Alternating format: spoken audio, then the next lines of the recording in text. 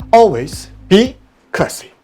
안녕하세요, 클래시TV의 클래시입니다. 오늘은 오랜만에 스킨케어 영상입니다. 스킨케어. 저는 청소년기 때는 여드름이 그렇게 심한 편이 아니었는데 성인이 되고 나서는 많이는 아니지만 소위 말하는 성인 여드름이 종종 나는 편이었거든요. 그래서 이 성인 여드름에 대해서 직접 공부해보고 본인에게 직접 임상실험을 해본 결과를 여드름 케어 영상으로 제작해보기로 했습니다. 목차는 3단계예요. 일단 첫 번째는 여드름 예방법, 두 번째는 여드름이 났을 때 관리법, 세 번째는 여드름 압출 후의 관리법, 이렇게 말씀드리고자 합니다. 그럼 본격적으로 알아보기 전에 일단 구독과 좋아요 그리고 알람 설정 꼭 부탁드립니다. 클래시TV의 큰 힘이 됩니다.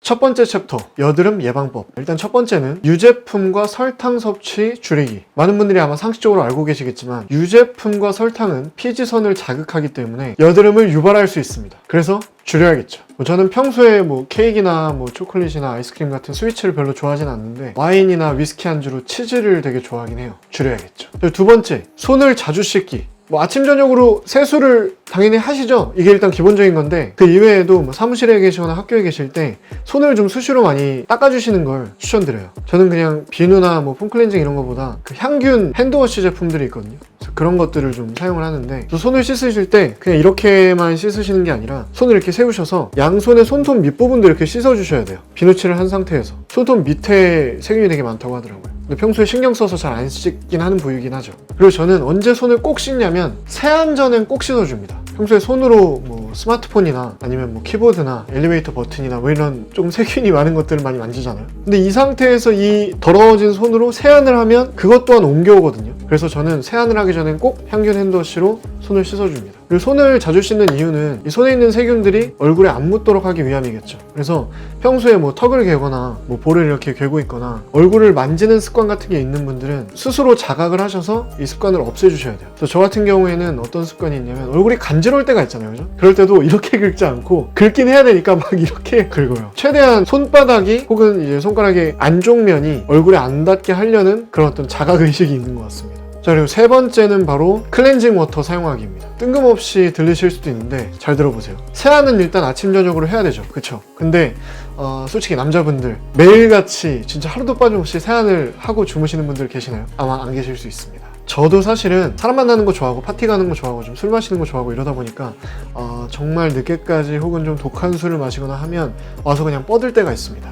그럴 수 있잖아요, 그렇죠? 그때 등장하는 게 바로 이 클렌징 워터입니다. 제가 예전에 여자친구 선물 추천 영상에서 말씀드렸던 여성들의 필수 쇼핑템 바이오더마의 클렌징 워터입니다. 유럽 사람들이 원래 많이 쓰긴 하죠, 클렌징 워터는. 근데 우리도 부득이한 사정에 의해서 자기 전에 세안을 못하게 될 때, 그때 이런 화장솜에 클렌징 워터를 조금씩 따라서 얼굴을 닦아주시면 세안을 한 것과 같은 효과를 보실 수가 있습니다. 저는 이걸 또 왜 가지고 있냐면 저는 이제 방송이나 강의를 많이 하다 보니까 메이크업을 많이 하잖아요. 그걸 지우는 용도로 산 건데 아주 가끔 이렇게 세안을 못할 때 사용을 하고 있습니다. 자, 마지막 네 번째입니다. 제가 면도기 컨텐츠에서도 많이 말씀을 드렸는데 전기 면도기가 됐든 날 면도기가 됐든 면도하는 부위들은 아무래도 어느 정도 피부에 자극이 가기 때문에 꼭 그 자극에 대한 관리를 해주셔야 돼요. 그렇지 않으면 여기에서 또 트러블이 생기는 겁니다. 그래서 예전에 말씀드렸던 애프터쉐이브 꼭 사용을 해주시라는 거죠. 그래서 면도를 하시고 나서는 토너나 에멀전 이런 걸 바르시기 전에 반드시 애프터쉐이브를 먼저 발라주시고 소독을 해주신 후에 그 다음에 다음 화장품을 발라주시는 걸 추천드립니다.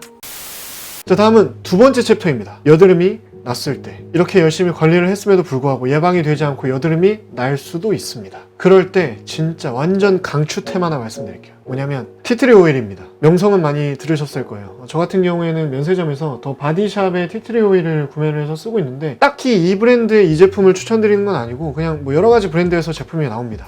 저 같은 경우에는 이 티트리 오일을 쓰고 나면서 이 여드름 관리가 굉장히 수월해졌어요. 이 티트리 오일 같은 경우에는 트러블이 붉게 올라올 때 그때 써주시면 좋은 것 같아요. 여드름이 엄청 올라오려고 할 때 그 순간 있죠. 그때 이 티트리 오일을 면봉에 소량을 묻혀서 아침 저녁으로 하루 2회씩 한 3일 정도 여드름이 난 부위에 이렇게 톡톡 찍어주시면 되게 시원한 약초 향이 나요. 그러면서 트러블이 굉장히 빠른 속도로 진정이 됩니다. 제 동생이 크레오신이라는 제품을 쓰길래 그래서 제가 사용을 해봤는데 별로 저한테는 효과가 없더라고요. 근데 티트리 오일은 확실히 효과가 있었습니다. 그래서 여러분들께 소개를 해드리고 싶었어요. 이 티트리 오일의 항균, 항염 효과 덕분에 이렇게 여드름 완화 작용을 해주는 건데 마찬가지로 홍반이나 흉터 완화 작용도 해줍니다. 대신 여기서 꼭 주의하셔야 될 점은 과유불급이라는 거.